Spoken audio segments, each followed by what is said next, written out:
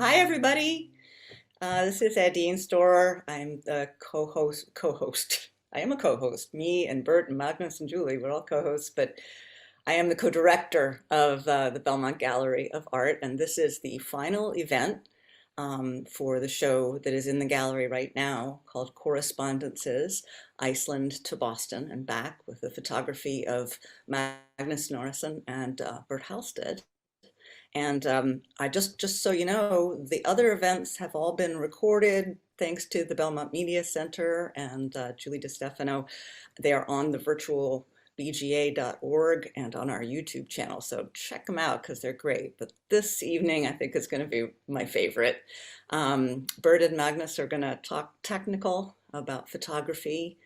The evening's going to be divided into sort of two sections. Each photographer will talk about shooting, shooting with the camera. So a shooting section, both Magnus will talk and then Bert will talk, and then we'll have a little break for some questions. And then we will have the second part, which is about editing. And then Bert will talk and Magnus will talk again, and hopefully we'll have some time for some more questions.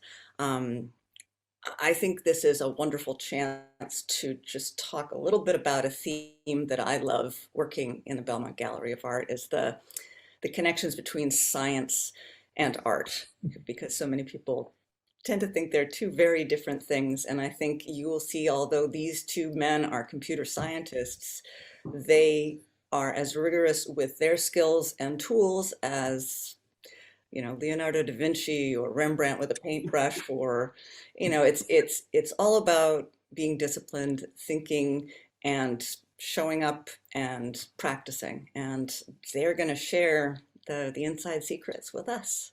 So without further ado, I would like to introduce Magnus.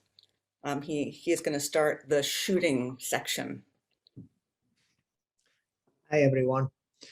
I am definitely going to be doing this a little bit from the hip, but it's going to be, as Dean explained, overall split into two sections. And I think of it as the first is everything that happened until you actually press the button on the camera and capture an image. And then, the other half of the talk is what happens afterwards. And in my mind, it's they're intertwined. I mean, they're obviously there are lots of people who just take photos on their phones, and when the image is captured, it gets shared, and maybe it gets an edit in the form of you open it on your phone and you hit the edit button and it's auto edit and you're done. And there's nothing wrong with that. I mean, phone images certainly, do work for all sorts of purposes. And if you're never going to print it, for example, if it's only going to go on a screen this big on your phone, or at most, on a laptop screen, it's oftentimes that is completely adequate. Now, however, so for crazy people like Bert and myself, who actually like to every now and then, print something and even, get it hung in a gallery, if at all possible. Yay. Thank you again, Adina and Rebecca. You're welcome. Then, it really, really helps to, use a camera. So, I shoot with an Olympus, and I've had other cameras before that, many different types of cameras. I've been, for decades, I used nothing but Canons, and I still have my last old Canon. Oof. So, yes, so, I'm groaning, I'm making over-exaggerated noises. Bert, of course, will appreciate this because this is a type of camera he uses still today. And I know for a fact that some of the other people in the audience do. So mine is actually not even a full frame Canon. Mine is, what's called a crop frame. And so without going into all the gory details, there have been generations of digital cameras. And the when you say full frame versus crop frame, you're talking about as compared to a film camera. So full frame meaning that it's the same frame size on the sensor, the digital sensor, as a single frame of 35 millimeter film. So it's 36 millimeters wide, 24 millimeters tall. So this one is cropped, so it's smaller than that, but it's still a pretty hefty piece of equipment. The Olympus that I use, it's divided by two. Both, the frame is half width, half height, so 1/4 of the area. And, why did I choose the Olympus over, okay, so the other side to this is these cameras, they're like a hole in the, like you say, a boat's a hole in the water where you throw money in. So, once you start buying a camera like this, you will end up spending ridiculous amounts of money on lenses. That's just the fact. Don't fool yourself into thinking anything else. So I did that for the Canon. So why would I ever leave the Canon ecosystem when I already have a bunch of lenses? Well, I like the small size. That's really the big reason. The Olympus cameras are wonderfully compact. And I went with Olympus over over a bunch of other, relatively compact but full-featured cameras, because it uses a camera mount that is standardized. So you can use lenses not just from Olympus. It's called the Micro Four Thirds, and don't ask me why. It's a stupid name. It's usually just referred to as MFT. So the MFT mount works for Canon, and it also works for Panasonic Lumix. There. Okay, yeah, but of course it's mirrored. But in any case, so and Sigma and a number of other manufacturers all make lenses that fit this mount. Unlike Canon, which Canon, there are other people now that make Canon lenses, but make lenses for Canon. But this is a pretty open. So there's a huge number of lens options for this camera. Now, okay, so the obvious, it's compact. I carry the camera all the time, so having something compact is important to me. The question I ask myself when I go out shooting, obviously, if I'm going to bring my Olympus, that's not the question. The question is, which lens am I going to bring, or lenses? And there are a couple of dimensions to deciding that. The first one is, do I want to bring a zoom lens? So here's one. It can zoom from 24 millimeter focal length out to 80. So that's what lots of people would consider a fairly normal range zoom lens. 24 is quite wide, and 80 is, well, what's considered the portrait length. So it's something that is a slight telephoto. 50, by the way, is what people consider normal. Like that's the middle of the scale. That's neither tele nor wide. So in any case, this is a very typical rig that I will carry. This camera with this lens, and it's is a pro quality lens, so it actually costs a fair amount of money. But more importantly, it's built like a tank.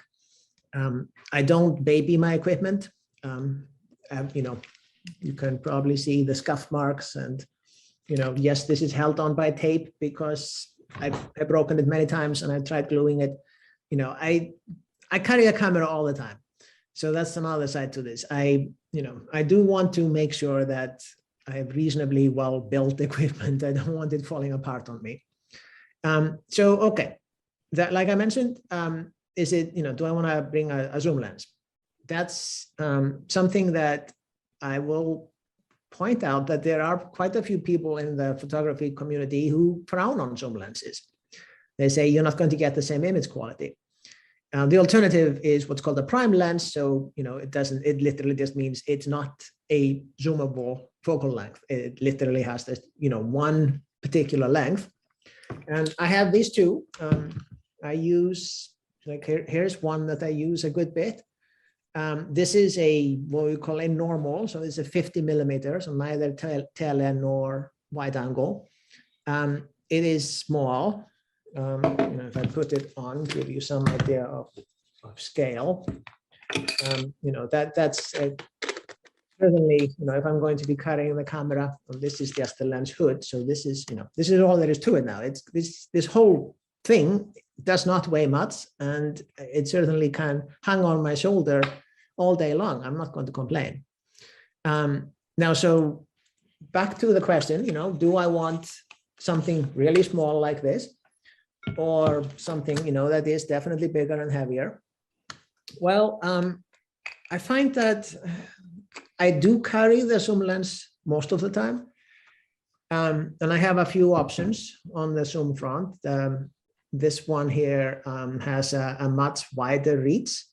So the one I use the most, the Olympus one here, is, as I mentioned, 24 to 80. This one is 28 to 280. So 28 being, again, reasonably wide, not as wide as the other one, but good enough. 280 is as long as I would normally ever need. So it's a very long tele lens. And no, I know there are people who shoot much longer than that because they're doing things like birds, or things that just are, very far away. But, so I'm not going to go into the obvious, for tele lenses, you can shoot something that's far away, and for wide, you can, capture more of the environment. It's more a question of, how are you going to choose? And, so yes, you can buy a zoom lens like this one that I just said, that has a 28 to 280 millimeters that really covers it all. So, is there a downside? Why wouldn't you just always carry that lens and always be ready for everything? So yes, there is a downside. It is impossible to make a lens like this with as large an aperture as, something like the tiny little prime lens on now. And the size of the aperture means how much light you can gather, and that means at nighttime in particular. This will win over this one big time. So that's a primary reason why I might not always want to use the zoom lens. But the whole argument that you don't get the image quality with modern zoom lenses, I'm sorry, it's not true. You can buy prime lenses for thousands of dollars that are exceptionally crisp and will give you an image quality that you can't get with a zoom lens. This is true.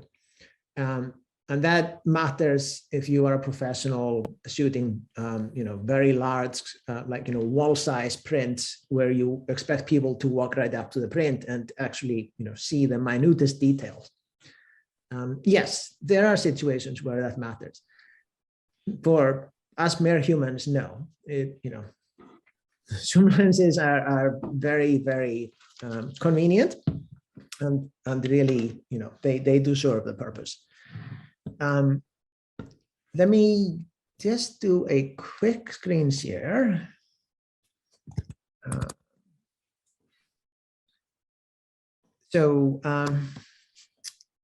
This is about how I use the different focal lengths. Okay, so you can see my screen.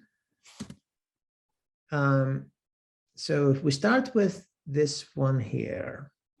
So those of you who've been to the gallery, you remember this one. This is the first one you see when you walk in, along with Bert's wonderful canyon photo. And so I can, even if this was shot by someone else, I can look at this and instantly say, oh, this must have been shot with a telephoto lens. So why can I tell that? Because of the foreshortening.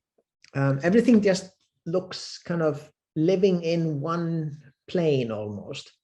It's like that building, you can see my mouse here, the building in the background, and even the building here in the far background, they don't seem all that far away from these trash cans here on either side, which, in reality they are. This is an alleyway that runs along between Boylston and Newbury Street.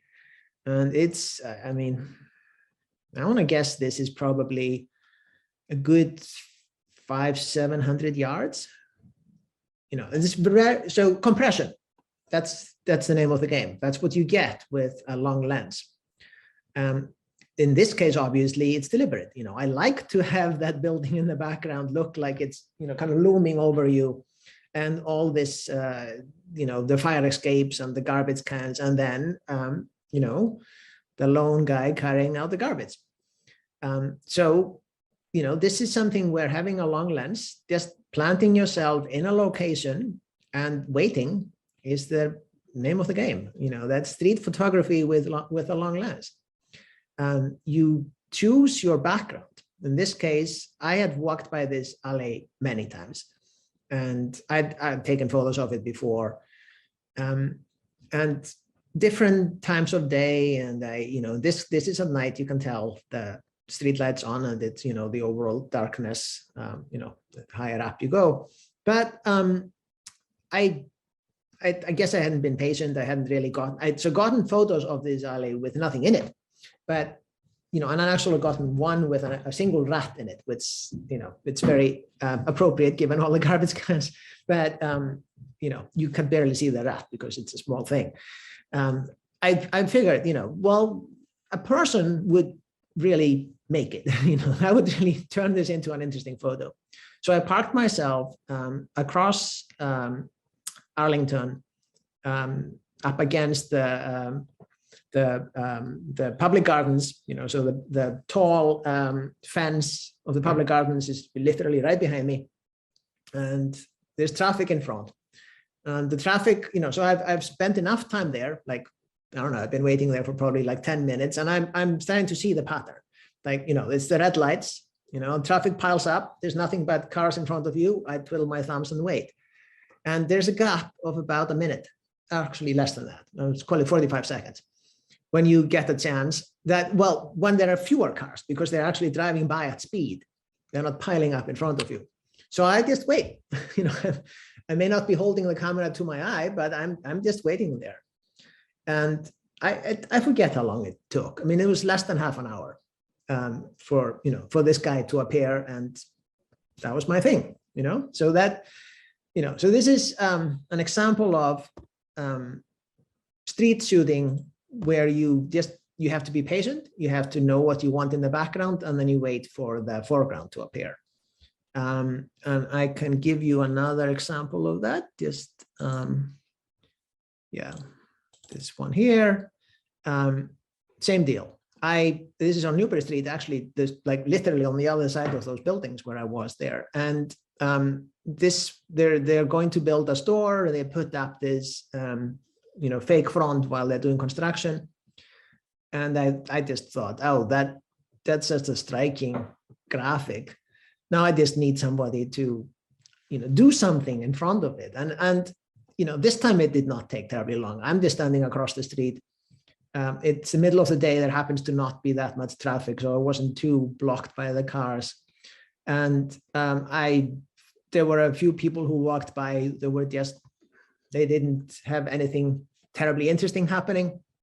And then this lady walks by on the phone, and I just realized that's it. You know, like the oblivious look walking in front of a rather large predator. That's my photo.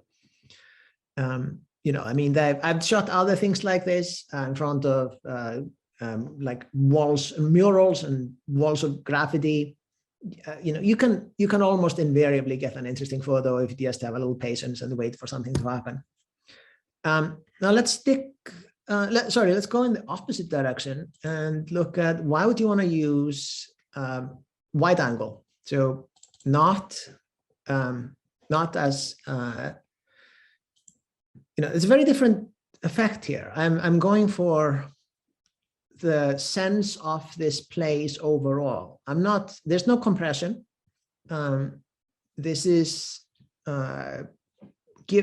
this is as wide as the lens, the Olympus lens I showed you before, as it goes. So it's at 24 millimeters.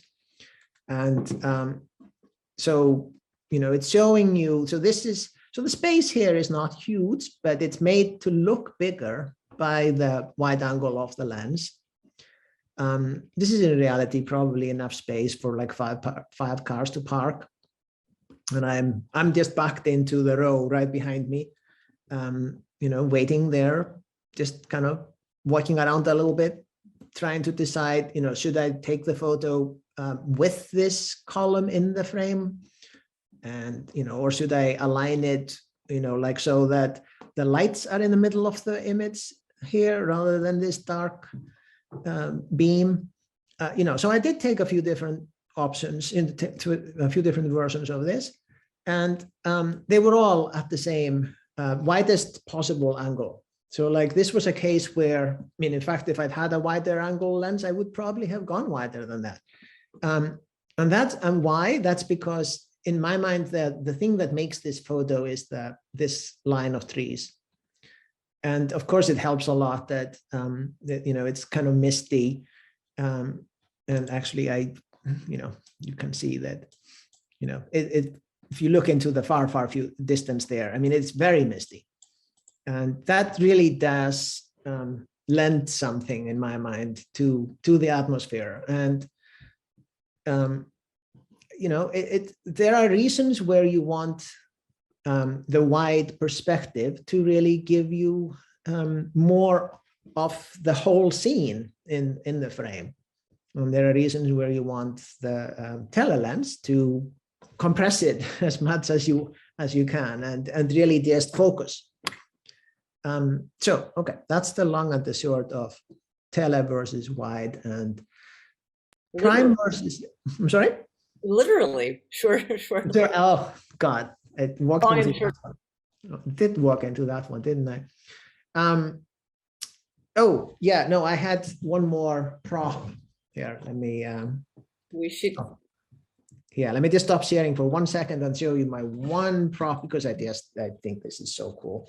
And now it's the final reason why I go with Olympus. So this is my current one. This is my Olympus from 1970. It's an all-in-one. It's actually the 50th anniversary, right, this year. Look at that. The top layout is the same. The on switch. Oh, actually, sorry. This is on this one, I have two Olympuses. This one is exactly the same. They really and truly kept the layout. And I just feel like, oh my God, it's right. This one, this one just feels right. It's a fully mechanical 50-year-old film camera. And, sometimes you don't need to improve things. Amen. That's wonderful.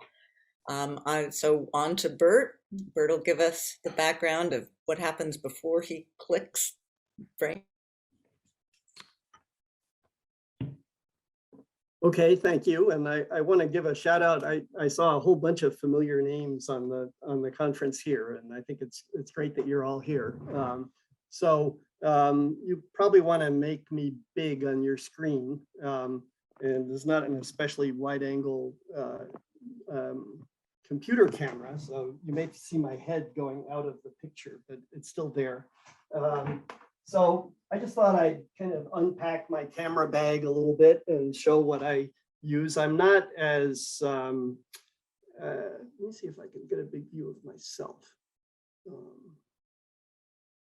Okay, good. I don't travel as light as Magnus, which is not necessarily a good thing, but it's the way I am. So this is the Canon camera that I use, which Magnus already showed you something very similar.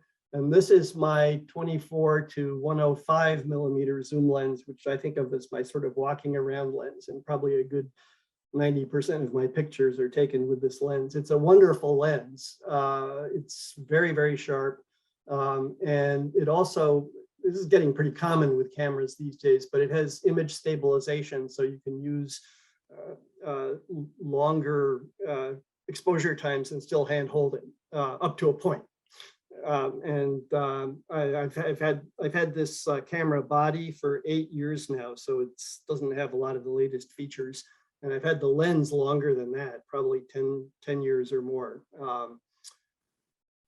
So that's kind of, if I went out with just one thing, it would be this, but it certainly is bulkier and heavier than Magnus's version. And this is, since Magnus was talking about a full frame camera, which one of the disadvantages from that is weight, but one of the advantages is that it has more sensitivity in low light. So, so I occasionally benefit from that. Then I have a telephoto lens, and this thing is a real beast. This weighs, I think, probably 3 pounds all by itself. It is a wonderful lens. It's so sharp. It's the Canon 70 to 200 millimeter lens. But if you have this on your camera at the end of your arm all day, you feel it in your elbows. So, so you trade, again, weight for capability. But this is one that I like to have with me if I'm going someplace where I don't know what to expect, in case there's something more in the distance, or I want to get that sort of compression of perspective that Magnus talked about. So that's also a zoom lens. And my third zoom lens is my wide angle zoom, which goes from 16 to 35 millimeters. And the great thing about this is that when it's all at the wide angle level, the field of view is like more than 90 degrees. You could stand in a corner of a room and see both walls next to you. And if you're outdoors, you can get some really interesting perspectives from this. You get low, and objects in the foreground are really big compared to things in the background. But when all is said and done, I don't actually need to use this wide angle capability all that often. A couple of other things that I have used. One of them is, well, here, my tripod. For a long time, I just had a kind of hand-me-down tripod. But this is a carbon fiber tripod. It's super light, and it quickly compresses to a small size so that you can actually carry it around. It goes in a bag like this, which is small enough that I can put it in my large suitcase when I get on an airplane. And I have a nice lightweight tripod. It weighs less than 5 pounds. And I don't use the tripods a lot, but because when you got on a tripod, you got to work slower, and it kind of holds you back from exploring different viewing angles and things. But if you're going to make a long exposure, you have to use a tripod. And it's good to have one that you like and that you can carry with you without too much difficulty. Now, another thing I have, which I want to show you, is my camera backpack. So here is a backpack that doesn't have much in it right now because I took out all the things I just showed you, but it has little nooks for different things that I can put in there. And there's something kind of cool about this backpack that you might find interesting. I learned about this at a camera club show that I went to once. So if I put it on my back, and I fasten the belt strap here, then if I want to get into the backpack, I can actually take off the shoulder straps and pull it around. So I have it in front of me, and then I can open it up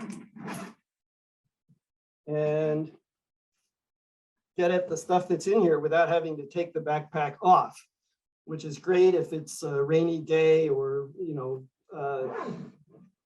you're in some place where you don't really feel like putting your backpack down in order to get stuff out of it. So I think this is pretty cool. Honestly, I don't use that feature a lot, but it's nice to know that it's there.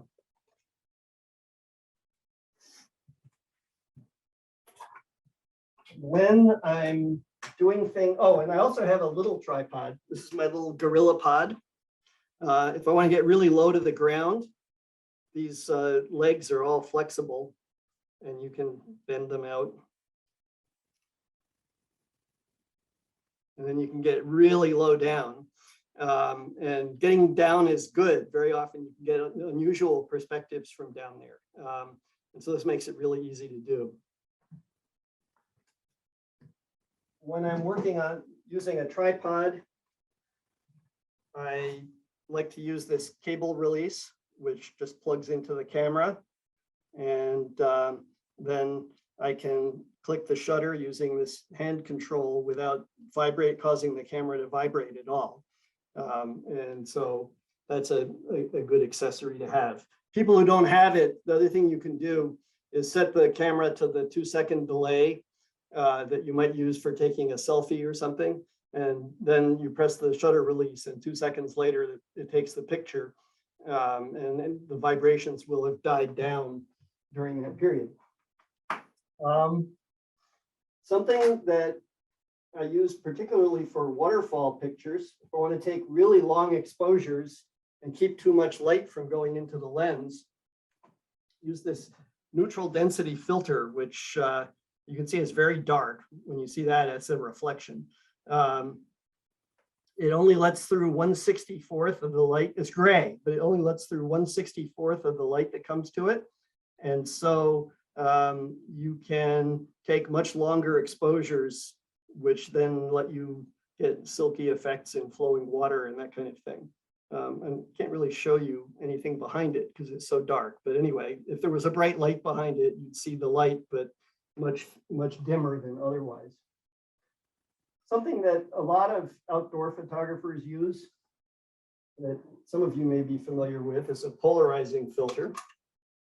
I can't really demonstrate this, but anyway, it's a filter. It looks a little bit gray, but it can be used to reduce reflections.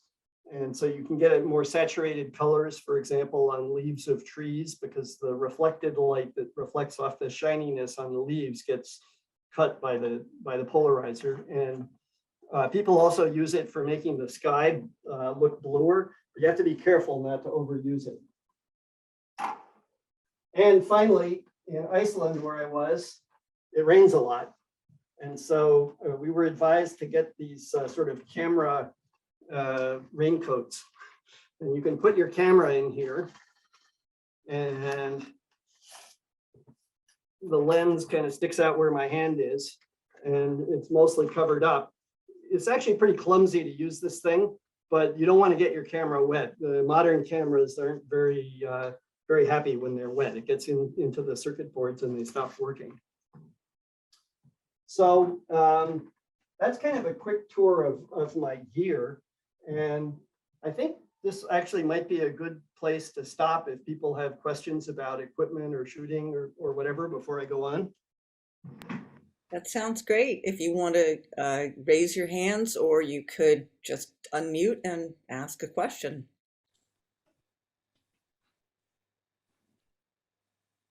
I've got a question. Great information. What if you're out and you want to catch a macro? If you come across a wildflower or something, and whatever you have on your lens, and so how do you deal with that? Well, I can say I have used a couple of accessories in times gone by. One is there are actually dedicated macro lenses that have the property that they can focus closer than regular lenses do. And I actually have a macro lens that will go down to 1:1. So the size of the image on the sensor in your camera is the same as the actual object, which once you blow it up to a print means it's going to be pretty big. I don't do a lot of macro work out in the field myself, so I don't often carry that with me, but I do have it. I also have a set of extension tubes, which I'm sure, Gene, you know what they are and how to use them, but they're I don't have them handy, but they basically go between the lens and the camera body. So they push the lens farther out away from the camera, and that gives them the ability to focus closer. So those are the main things that I have. The other thing I'll mention, and I've experimented with this, but it's a little bit, it weighs a lot, and it's a little bit specialized, but there are actually devices you can put on your tripod so that when you're lining up a macro shot, you can move the camera, just turn a little thumb wheel and move the camera a little bit closer or farther away to get the focus that you want. And I've experimented with that, but I find that if I'm going out, it's just more weight and I leave it behind. Magnus, I don't know if there's anything you want to add. No, I mean, my experience is mostly with, I've had a couple of dedicated macro lenses, just like you mentioned, where you can focus in all the way till you are at 1:1, the life size. It definitely can be fun to be able to come so close that you are at the 1:1 ratio. That's, I mean, if you ask for a macro lens for whatever your camera is, that's typically the measure of, that's what you get. It's a 1:1, and they can even be higher than that. You can get 2:1 or 5:1. So then it's magnifying. So then it's literally like having a magnifying glass on front of your lens. These are not super expensive either. You can get a quite decent quality macro lens, for a few $100s. On the scale of lenses, they tend, for whatever reason, they tend to not come at the same premium as some of the other professional quality lenses. Yeah, I think one reason for that is they're not zoom lenses. They never are. True. Well, I forgot, and they don't have image stabilization or all those kinds of things. I will add one more thing. This telephoto lens doesn't focus especially close, but I have a 2x teleconverter for it, which turns it from a 200mm lens into a 400mm lens. And as a 400mm lens, it focuses at the same distance as it was a 200mm lens. So it's actually now twice as big what you see. And it's kind of an ungainly thing, but with the teleconverter and a couple of extension tubes, I was able to focus really close with this lens. I did a little project taking pictures of, believe it or not, vacuum tubes inside a piece of equipment with all the filaments glowing inside and so on. And you could actually get pretty good magnification with this. And you don't have to get that close to the subject in order to photograph it, which sometimes is an advantage. I'm just looking at the time, and maybe we should keep moving, and there'll be time for questions at the end. Okay, so then let me share my screen. And I want to talk about one particular subject, which is taking pictures of waterfalls and moving water. So here's a photograph that's hanging in the gallery right now of a waterfall that I liked a lot. And you can see that the flow of water is really silky and smooth, and you can see all these streams where it follows. This is obviously done with a fairly long or comparatively long shutter speed. Actually, the shutter speed for this picture was 0.6 seconds, so a little more than half a second. And that's enough to really blur out the motion of the water, while the motion of the ground is, obviously it's not moving, so it's very crisp. And I happen to like this effect, and many other people do too. But there are other aesthetic choices that you can make when you're photographing waterfalls. I wanted to be able to come away from my trip with examples of both kinds. So here's one where I shot it with a much shorter shutter exposure time, like a 400th of a second. So you see a completely different view of what the waterfall looks like.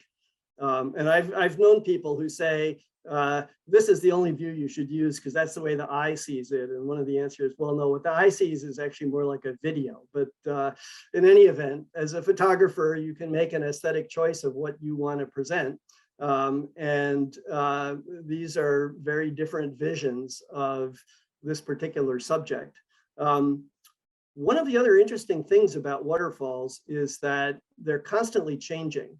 So here's another short exposure of the same waterfall, and you can see that the pattern of water is quite different. And then here's a third one, it's different again. So even with the same exposure time and the same camera settings, when you, if you just snap a couple of pictures in a row, you may get different things. And so that's something to keep in mind. I would like to show you a little bit about the effect of different speeds. And by the way, through all of this, I'm assuming that the camera is being, controlled manually completely. So you control your shutter speed and then you adjust the other exposure parameters to get the right amount of light coming through your lens. So here we are back with the original picture again with a 0.6 second exposure. And here we have a shorter exposure, but still pretty long. It's about 1/3 of a second. And here we have 1/5 of a second. And what you can see as you go from this one's pretty smooth. And this one with the short shutter speed is of course very kind of clumpy. And as you go from the smooth exposure to slightly shorter exposures, you can start to see some of the clumpiness as sort of horizontal bands that are competing for attention with the vertical bands that I wanted to show. And then when I have even a shorter exposure, you see that even more obviously. So when you're doing this kind of stuff, it pays to experiment with different waterfalls. The water is flowing at different rates and so on. I can't tell you one shutter speed that's right for everything. It's good to actually do a couple of different ones, and then you can look at them when you get back home and see which one you like the best. So for this waterfall, I really like this kind of look. But other waterfalls, you really want to see the water frozen in time. And here's, I think, a pretty good example of that. This waterfall, the story is all about, I'm going to zoom in here a little bit. The story is all about these little cascades of water, one after the other, that come down. And if you just turned this into a silky thing like this, you'd just be missing all the fun. As a general rule of thumb, which has exceptions, it makes more sense to photograph tall waterfalls and waterfalls that don't have so much water coming over them in this style. And waterfalls that are not so tall, or they have really a lot of water coming over, and you want to emphasize the pathways that the water follows, then you can try the slow shutter speed approach. So here's yet one more waterfall. This is a famous one where you can walk around behind, under an overhang and look at the waterfall from behind. And here, if I had done the silky approach, it would have lost the entire point, because it's really all about these sheets of water sort of cascading down one after the other and hitting that lake below. So there's no one right answer, but it's interesting to see what the range of possibilities is. And here I just want to show another waterfall that I happen to do a more complete range of exposures. So this again is 0.6 seconds. And this was taken using my neutral density filter. It's the only way I could keep the shutter open that long without overexposing the picture. And this is a very, very beautiful waterfall far up in the highlands. Now, if I were to use a very short shutter speed with this one, then I get this kind of look, which is actually not the worst thing in the world, but is definitely different. And what I want to do is take you through the whole range of shutter speeds so you can just kind of see how the picture evolves. So this is your 0.6 second version, like 2/3 of a second. Here's 1/3 of a second. And already you're starting to see this kind of focuses more again on the vertical rivulets of water. And here we're starting to see some other details come out, which actually they're kind of interesting, I think, in this one. And for me, it's sort of a toss-up whether I prefer the previous shot or this one. But if we go then now to 1/6 of a second, we're starting to see more of that clumpiness, and unevenness in the streams. And I think if you want the streams, then you want streamy streams. You don't want clumpy streams.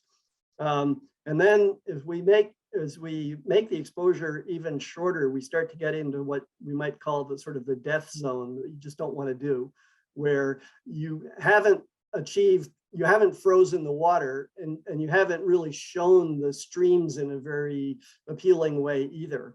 And so here's a 1/25th of a second. And if I zoom in, you can see that I haven't really frozen it, but I'm no longer seeing that sort of beautiful silkiness either.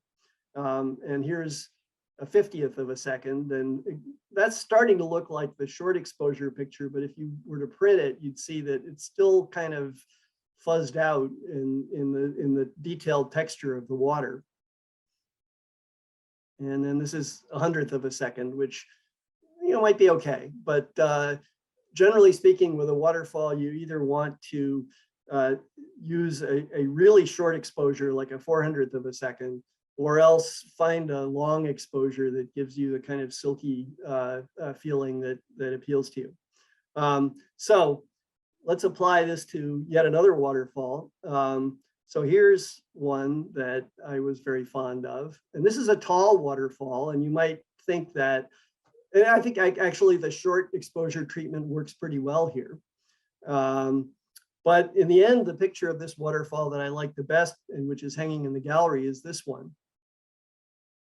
And I just kind of like that wisp on the right that's kind of hanging down from the lip of the waterfall. But I want to tell you a little story about this one, because we came to this scene and we had the place to ourselves. And by the time I finished setting up my tripod and everything, a bus of tourists had shown up and people were walking all over. And so the exposure that actually had this look in the waterfall, here's the rest of it. So you can see all these people on this path here, and you see these people in the foreground, and because it's a long exposure, they're blurred. I mean, this is not a gallery quality shot here, even though the water looks pretty nice. But I had taken several different exposures. I had a longer one, so this is a half a second. Here was 0.8 seconds. And at that moment, the wisp wasn't there in the waterfall itself. But the rest of the scene was a little more placid. And also for the flowing water down in this river, it's not moving as fast as the water falling off the cliff. And so having a longer shutter speed kind of blurs it out a little more artistically. So I said, I had the camera on the tripod, these two exposures would line up exactly. Why don't I just put them together? And I'll use the upper part from this one, and I'll use the lower part from this one, except where this guy is that I don't like.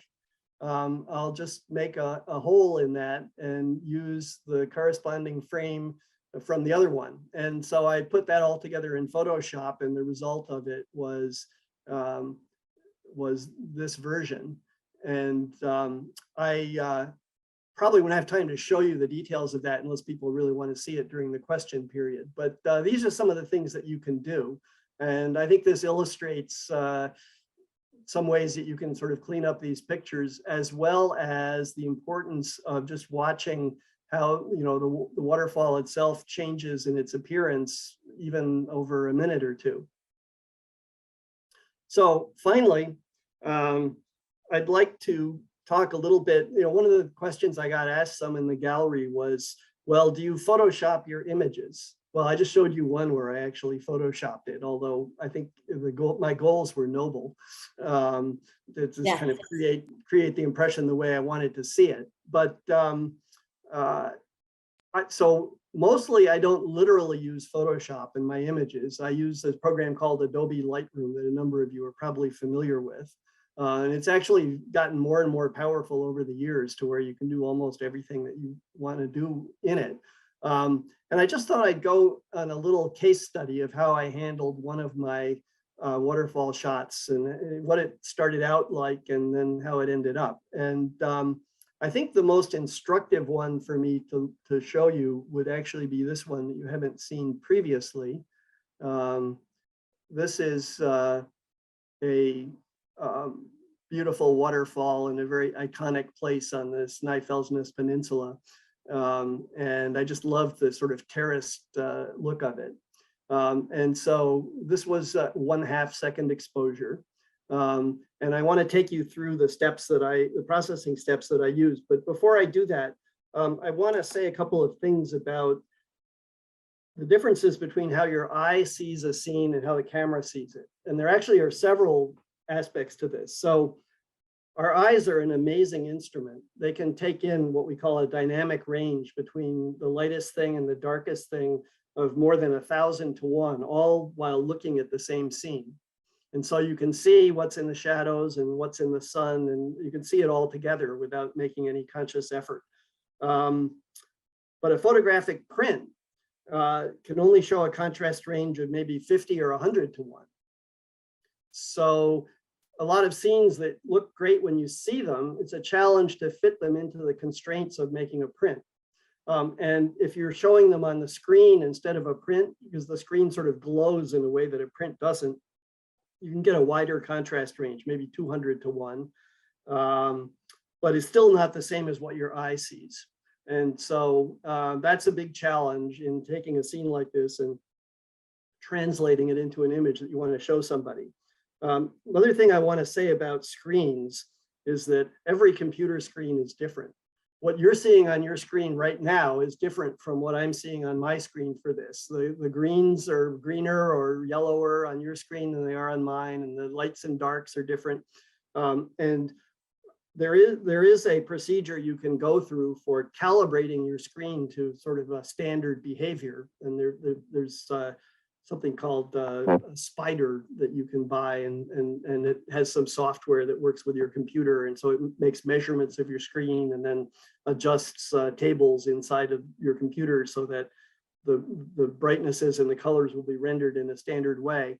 But even though I can calibrate my screen, I can't calibrate your screen. And so if I'm sharing a picture on Facebook, I really don't have that degree of control, and that's just the way things are.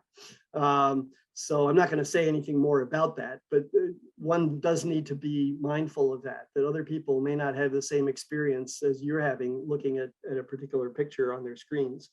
Other thing I want to say about dynamic range is that I always photograph using raw files, which is a mode that any of the cameras that Magnus showed, as well as the one that I use, support, which records a much wider dynamic range of brightnesses than if you ask your camera to just give you JPEG files. But even so, recording it is good because you have the information there and then you can play with it later, but it doesn't solve the problem of how to present it in a print. So what I want to do for the rest of this little segment is talk about the initial image that I started out with for this and how I got it to look like this, which I hope you like, but whether you like it or not, that's what I did. One of the things about waterfalls is a lot of the interesting details are very bright. It's really in the whiteness here and the almost whiteness of the other parts and in between the little rivulets. And so we can kind of think of this puzzle as I have this 50 or 100 to 1 range in a print. How much of that range do I want to use for the whites in the waterfall, and how much of it do I want to use for the other parts of the scene? To get a beautiful rendering of a waterfall, most important thing is don't overexpose it. You don't want to turn this into something that just looks all white. And then I like to stretch the highlights, and I'll explain that, so that you can see more separation between all the various subtle tones of the flowing water. But as I said, save some time, save some room in the tonal range for the other objects in the photograph, like these dark rocks that are around the falls and the grass. So one of the tools for understanding the tonal range that your picture uses is this histogram, which you can see in the upper right-hand corner of my screen.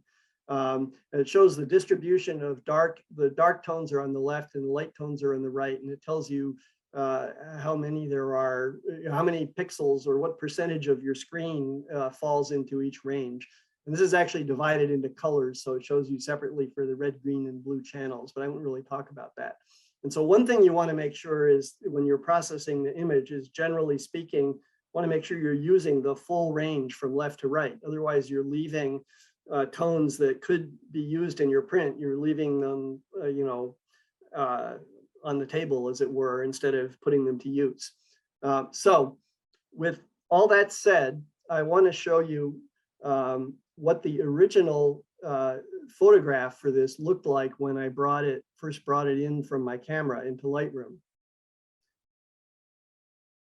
So that's a pale shadow of what I was just showing you.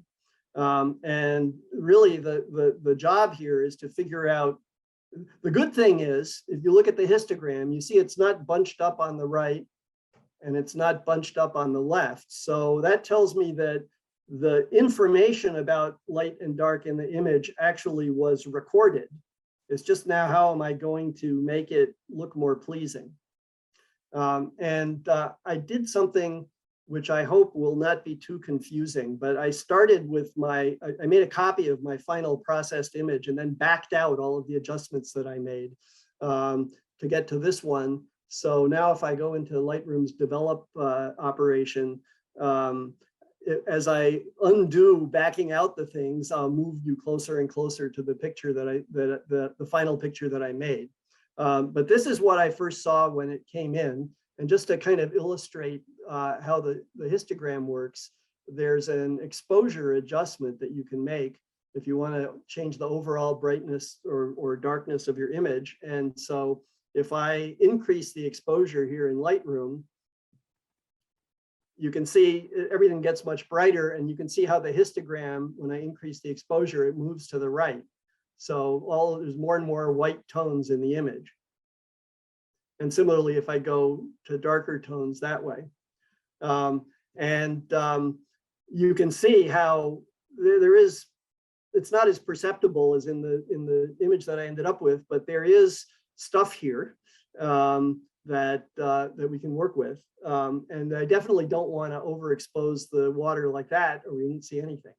So let me just kind of motor through this somewhat quickly. This is not a tutorial, but maybe it'll give you some flavor for how we get from the beginning to the end. The first thing, Lightroom has this idea of camera profiles, and cameras treat colors in different ways. And I hope you're seeing little changes on your screen as I go through different profiles here in this little menu. Some of them are more pleasing than others for a given subject. And so the one Lightroom starts out with is almost never the one you want. So I chose the camera landscape mode, and that took me from this to this, where the colors are at least a little more vivid. And now, I'm not going to talk about the lens profile, but my next step was to crop the image. I thought these details on the very left might be a little bit distracting, and so I decided to crop them out. And so we get to this view of the picture. And now I go to work with the tonal range. So what I wanted to do was spread out first of all, I adjusted the exposure a little bit. Now I want to spread out the highlights so there's more contrast in this watery area there. So there are 4 adjustments: whites, highlights, shadows, and blacks.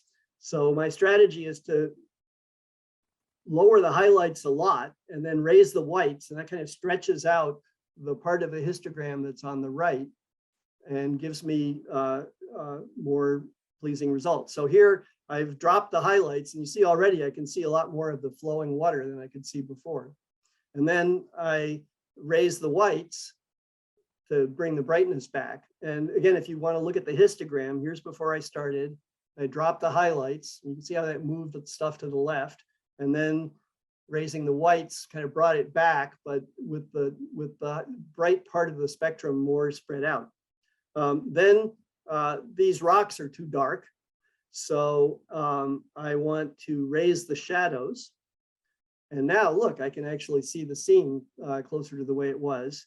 And then I also raised the blacks a little bit. And by the way, in case you're wondering, how did I know, what to do with all of these things? This is not the order in which I arrived at my final result. My process is much messier than this. This is the cleaned up, sanitized version, but I'm always tinkering a little bit with this, a little more with that, and going back and forth. So anyway, pump up the contrast a little bit. And then there's a couple of filters that are quite interesting. There's a dehaze filter. This was a rainy day. And so there's some amount of haze in the picture, and you can take that right out and you get this. And there's a clarity adjustment that gives more contrast in local areas of the image.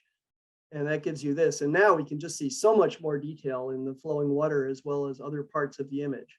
And I will skip past a lot of other stuff, but I made some further adjustments that got me to here. And then there are a couple of things I wanted to do. I wanted this when I printed it, this sky area was a little bit pink, which is probably legitimate because the sun was setting, but it seemed odd in this picture. So I created a mask, which lets me manipulate just a part of the image.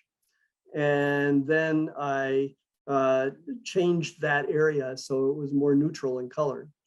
And then to give the thing a little more punch, I wanted to brighten up the grassy area here above the falls. And so I created another mask that just covers that area. And made a bunch more adjustments leading to this, where you can see it's now greener and brighter. And then I still thought this grass was a little on the yellow side, so I went through several adjustments that can be made that made that greener. And then the last thing,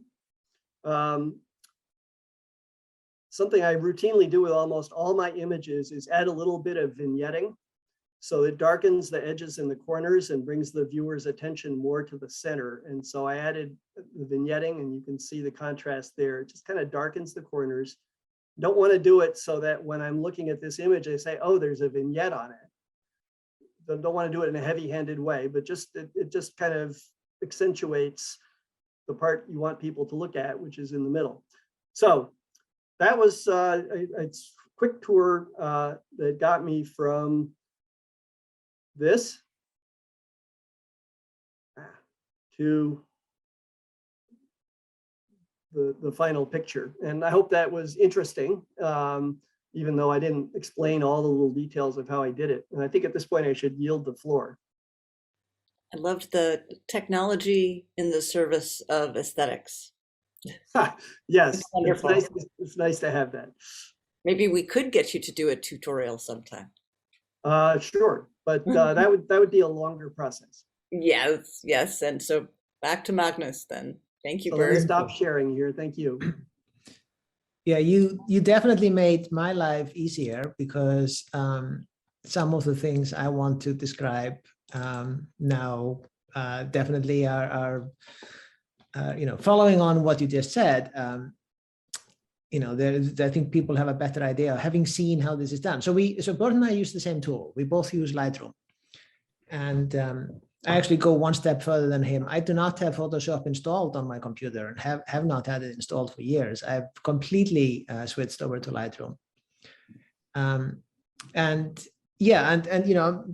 Bert really did say it very well, that there's a huge difference between what the human eye sees and what the camera sensor sees.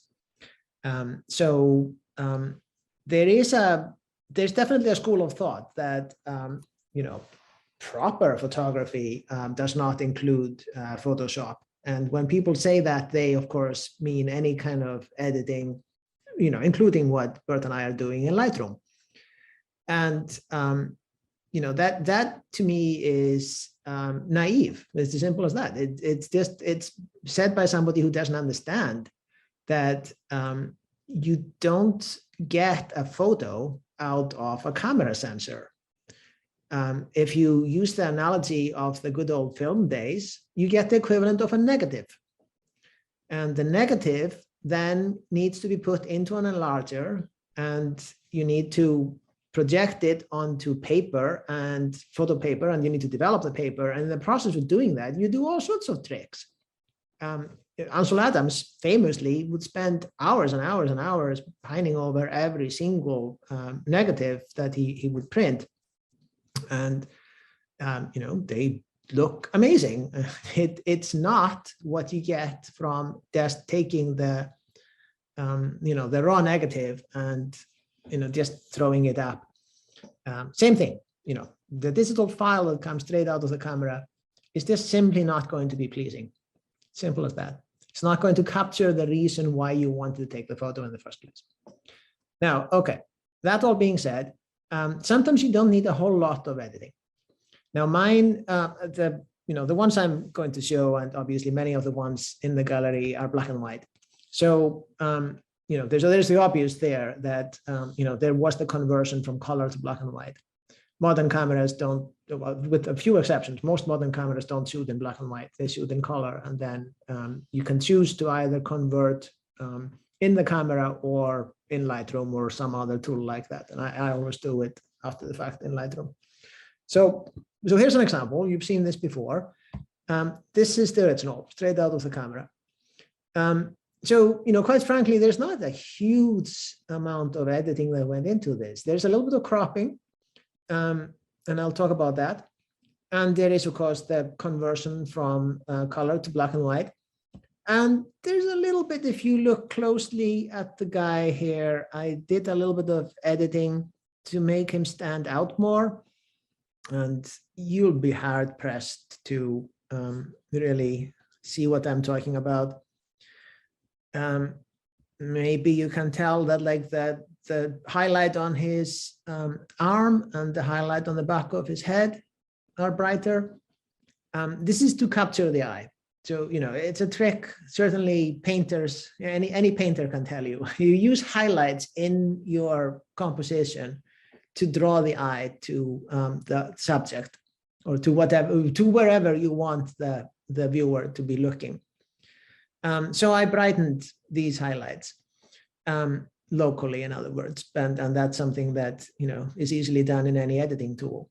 But more importantly, I think that back to the two things: the cropping and the changing from color. Now, this is not image that would be impossible to present in color by any means. But the reason I like it much better in black and white is because the color here is kind of in that halfway in between zone between either being like universally monochromatic, is naturally monochromatic. I mean, there are a lot of common tones here between the browns and the red brick, and then this kind of oranges light coming from presumably the open doorway where this guy came from. But they're not close enough. They're not really, a perfect match. And then there is stuff like the green of the bins and the blue of these bins. And that does not work in there isn't enough harmony between these colors, and there's certainly not enough contrast. So that's why I mean that, there's kind of not very useful halfway there zone. So either you want the colors to really present a massive contrast, or you want them to kind of all meld and work well together.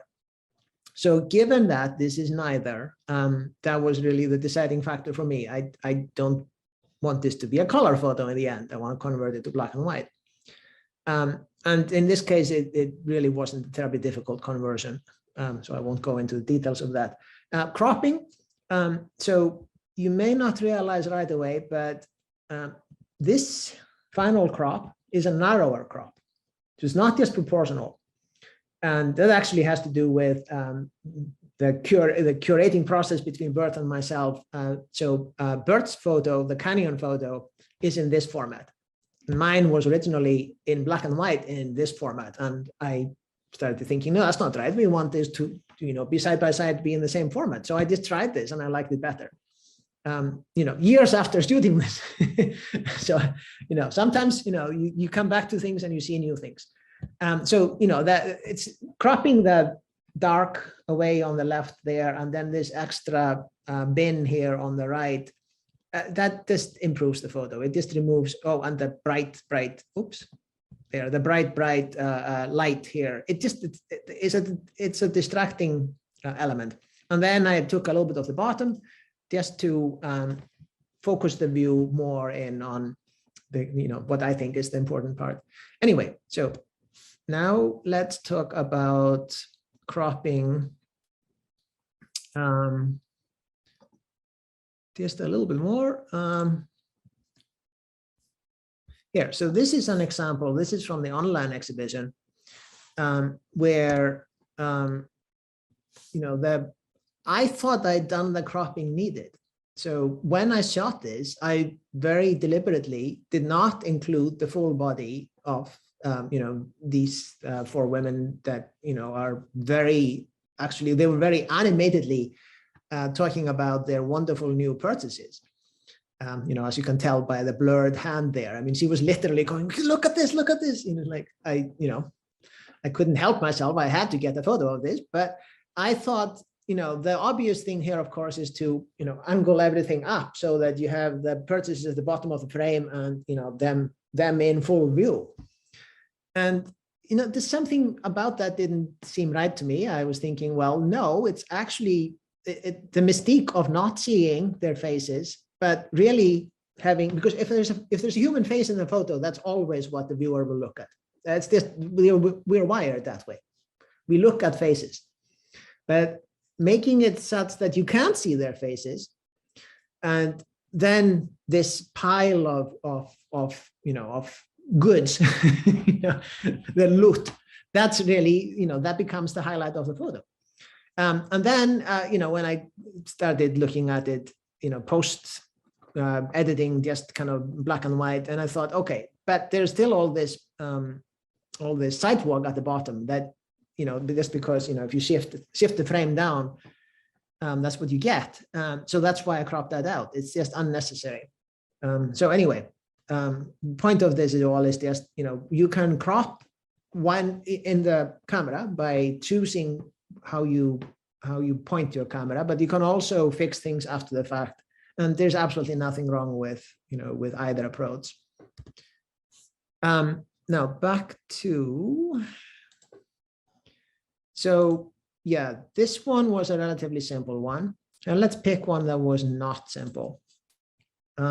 So this one came from this, and it, this may seem to you like, okay, well, it's been converted from color to black and white.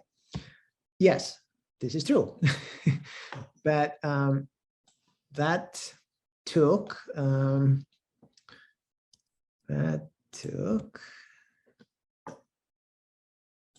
along the way creating 6 different masks. So they serve different purposes. This one is a very large overall kind of slanted upper half, just simply to reduce the exposure. So I needed to make that be much darker because too much bright sky is going to draw the eye away from the scene in the bottom, which is what I really care about. This one is just because I didn't get enough effect. I wanted even more. And I also, for this one, where is it there? Oh, actually, this was not about exposure. This one was the clarity slider. So I increased the clarity here.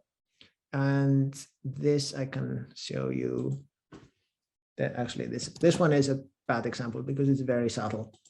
There, this is, if we go in the opposite direction. So now you can see how the clarity helps me make the snow in the air stand out.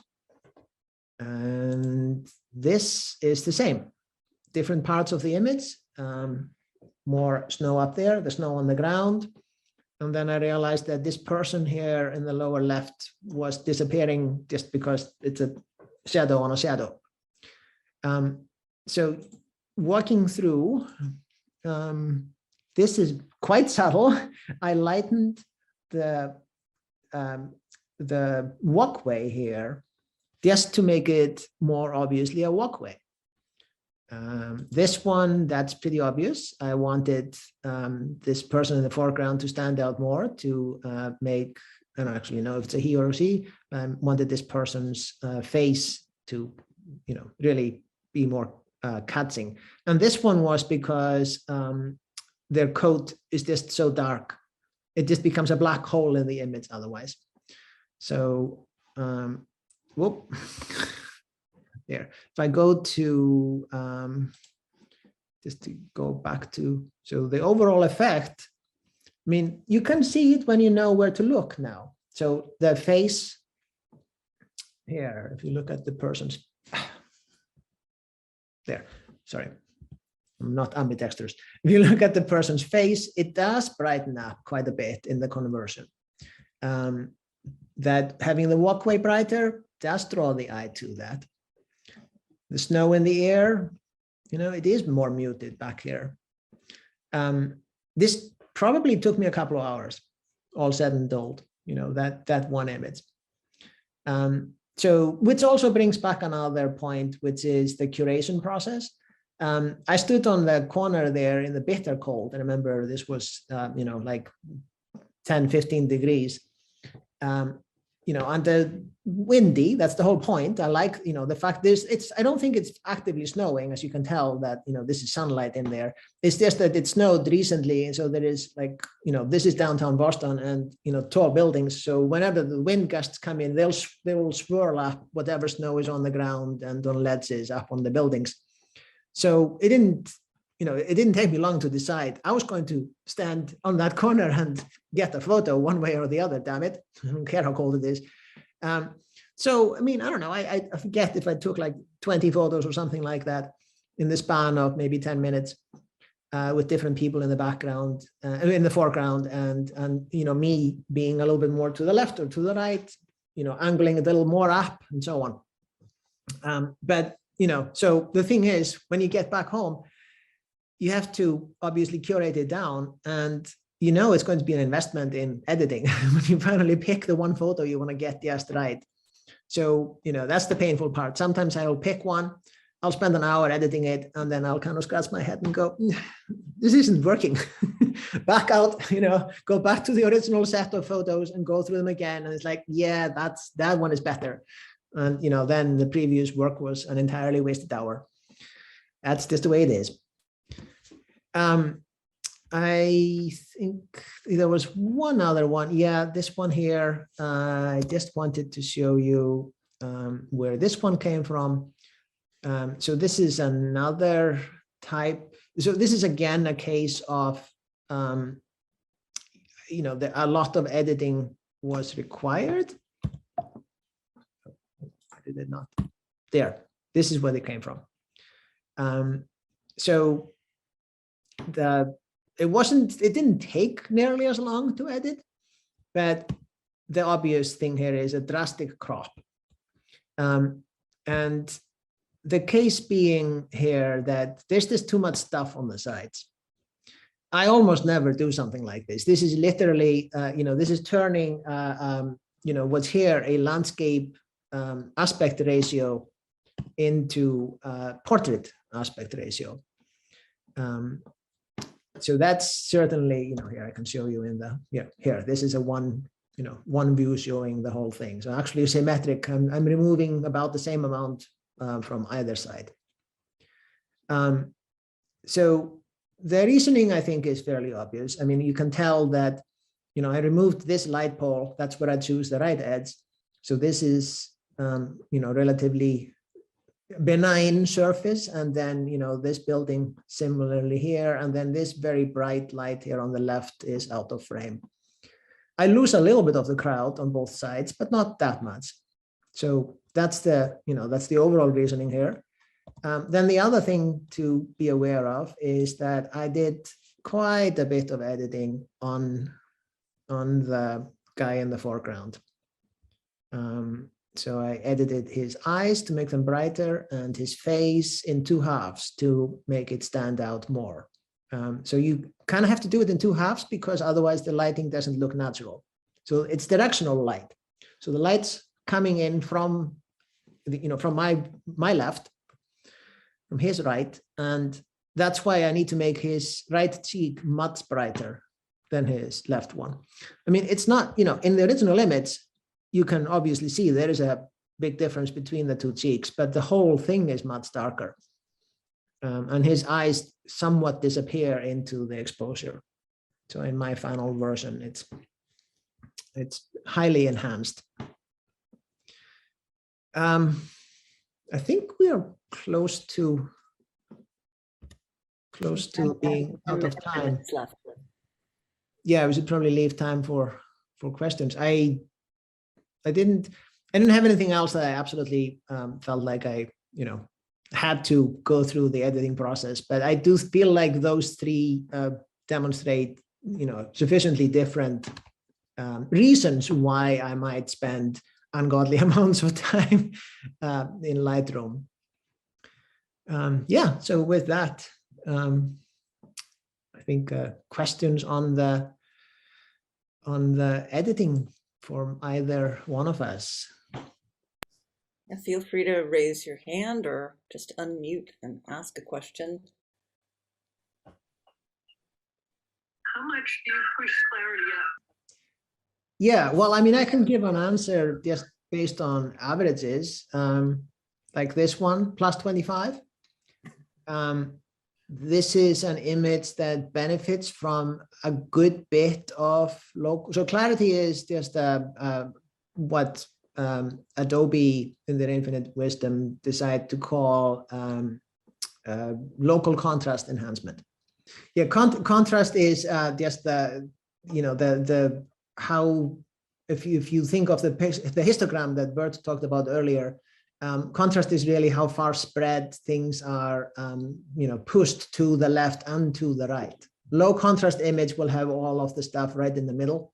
High contrast, too high contrast, they will be pushed too far into the dark and the light. Good contrast is in a reasonably spread out fashion. This is high contrast. This image, you can tell there's not a whole lot of very bright parts, but there's a lot of very dark parts. So I deliberately, I'm going for effect here. That's why I bumped the clarity up this much. Much beyond 25. Magnus, are you supposed to be like sharing your screen? I think you're referring to an image, but you're not sharing your screen. I'm sorry. Thank you. Yes, okay. So that's, yeah. So anyway, what I did point to was the histogram that has, a lot of very dark content and a tiny bit of very bright content, which you can tell, obviously, those are the lights in the windows and the signs, and then the majority of the dark background and a little bit of dark foreground. So yeah, I use clarity deliberately in a high contrast image like this, and 25 plus 25 is about as high as I'll go. So to answer your question. So my comment would be you sort of edit to taste. It really depends on the subject, and I tend to experiment with it. If I think that some local contrast enhancement will make the picture better, I just start increasing the clarity 10 units at a time until I think it's too much, and then I'll back off and find a happy medium. For a lot of the pictures that I have in this exhibit, adding some clarity gives them more punch. If you're taking a portrait of somebody, I'll very often use negative clarity to de-emphasize, pores in their skin and stuff like that a little bit without making them look plastic. Which will happen if you go too far. So it really depends on the subject, and I think it's what's the vision that you're trying to present. That's the guide.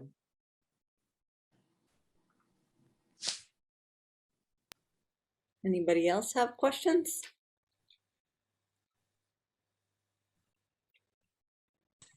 So my question isn't really related to editing. It's more what comes afterwards. So what do you guys use for printing your photos? Well, we both use Canon printers, it so happens. they're both the same format, 13 by 19. Well, rather, 13 inch is the width of the how wide the piece of paper you can put in there. I imagine if you buy a paper roll, you could have unlimited length. I've never done that. Longest I've ever put in there is 19 inch. It's the Canon Pro 100 is the one I have. The Pro 200 is the current version. Those actually they're called Pixma Pro 200. That's the one. They are not terribly expensive. They're a few $100s. Well, don't pay MSRP. Obviously, they're probably like $700 or $800 list price. But if you get it on some kind of sale, they're a few $100s. And it much more importantly is the cost of ink, because this is like the razor blades on the razors. So a full set of inks for my printer is, I believe, $140. Okay. The Epson is the big contender. Epson and Canon are by far the market leaders, and Epson's printers are mostly, maybe all, I'm not quite sure, using pigment ink, which has some benefits over the dye-based ink that I'm using in terms of archival quality.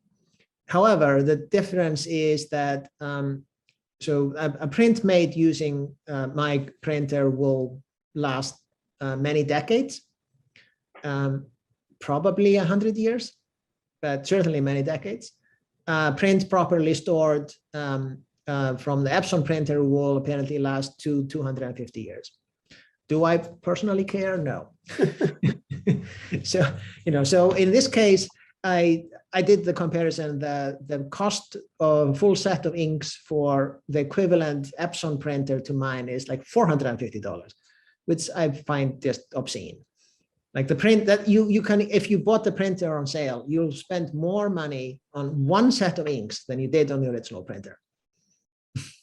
Yeah, that makes sense. Have you guys tried any like professional printing websites or mostly just printing at home? I've certainly used, not frequently. Printing at home has a lot of advantages because, it's right there. You don't have to wait for the things to get mailed to you. And that when you print tomorrow, it's the same printer as today. And all those things may be question marks if you send stuff out to be printed. But I have had some experience printing large prints, bigger than 13 by 19. That's the real reason. And there's a lot of places that will give you great results. I wouldn't shy away from it. And it's actually remarkably inexpensive. Well, there's a whole gamut of prices depending on who you go to. Oh, look at that beautiful metal print. Oh, yeah, that looks really This is nice. something I could not do at home. Yeah. So it's just that the turnaround time is longer.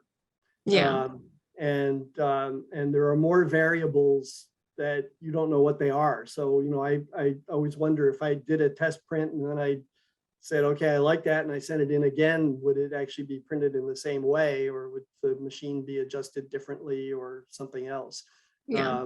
But you can get really, really nice prints from various suppliers. I think the one that I've used the most is the one that's now called Printique by Adorama, which is in New York. And they'll make everything up to poster size prints. The other thing is that very often when you get big prints made, they'll roll them up to ship them to you, and making them lie flat after that is a little bit of a challenge. So that's something else to think about. Yeah, no, I've seen like some online printers, they like advertise like, oh, we will ship it to you lying flat, but not, of course, not like a wall size print or something, but yeah. Well, so, but that's something to ask about if you care about it. And some of them will actually mount it for you if you want, on a piece of foam core or whatever. So it comes all mounted. How about paper that you use at home? I just use the standard Canon paper.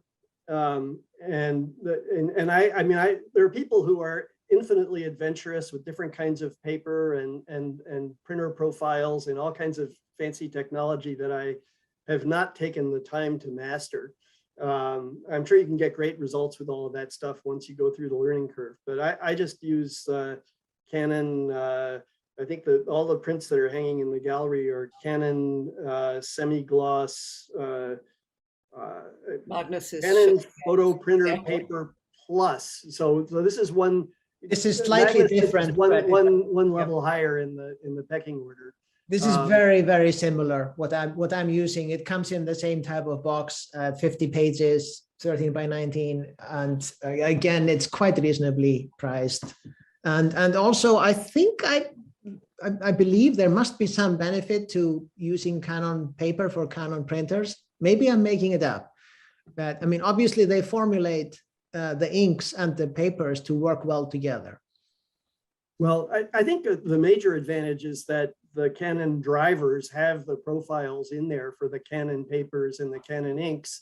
And so that's kind of a tested pathway to getting a print. And if you want to print on some other paper, it's, that's your problem to make it work right. Yeah. But if you groove on that kind of thing, you can certainly do it. Oh, there's Louise showing what I use. Yeah. And, yeah. That being said, I have seen prints on Epson pigment-based printers on non-Epson paper, like on Hahnemühle, a German art paper that looked absolutely amazing. So you certainly can get different printers to work really, really well with different types of paper. I think there's no reason to shy away from it, except that you're going to have to put in some work to get, everything calibrated right and get it working for you. And by the way, Canon does have also glossy papers and matte art papers, depending on what vision you have for how your print should look. So for me, that's enough choice. But there are other people who really, live to find the perfect paper, which is the match to the kind of print that they're making, and God bless them. Maybe we could get you guys, if you would write down for me the names of the printer and the paper that you used and such, then we could send that out on an e-blast, or I could put it out. Sure. I noticed Gina taking pictures of the screen down there. Yeah, I'd be happy to do that. My printer is so old that it's no longer supported by Canon, and I can't get drivers for Windows 10. So I have to keep my Windows 7 machine around to print on it. So you're not going to be buying that printer, but certainly be happy to provide the information. Yeah, you can't buy mine new either. But as far as I know, the difference between the 100 that I use and the 200 that you can buy now is not a huge difference. It's the same type of actual printer under the hood.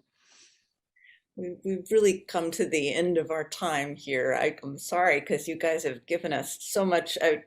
I just feel like you've given us the tools to look at a photo and start to read the story behind it much more clearly. I'd love to hear more from you guys if you ever wanted to do tutorials or more specific talks. I don't know if anyone in the audience wants to say, Ottavio, what do you want to hear about? I like to hear more from them too. Their lectures are just unbelievable. Every minute of it, and I like more. I like more of that on the print. And I will quote you, Ottavio. I will quote you. Please on that. do. Please, you can put my name up. You guys have done unbelievable. I didn't miss one syllable. Believe me. that's fantastic. Yes, you guys have done such a wonderful job. Thank you to 1 second. And thank you to you, Adina and Rebecca, for setting it up. This was a lot of work. No kidding. Right? Yeah, absolutely true. Thank you. Wow, you're absolutely welcome. But Bert and Magnus have done so much to make it so much easier for us. It's been such a pleasure, really. But thank you, Ottavio. Okay. My pleasure.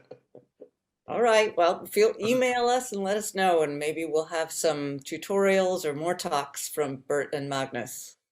And I just want to say, someone who's decided I'm going to start to learn photography, this was great. Thank you, guys. Thanks for Thank you so all much. of you. Yeah. Awesome, you, that's James. great. I'm so glad you could come. All right. And the show is up for how much longer?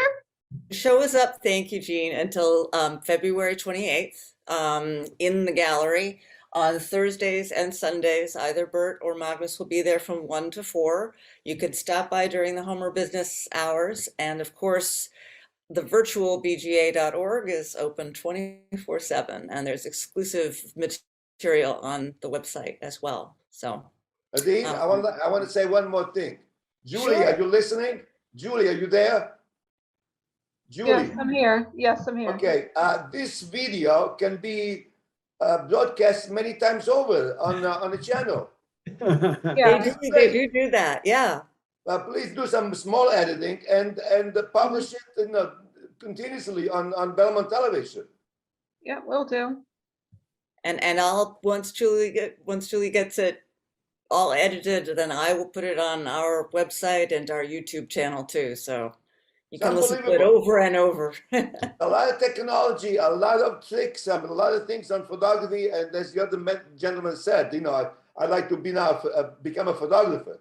See, now everybody with an eye camera thinks he's a photographer.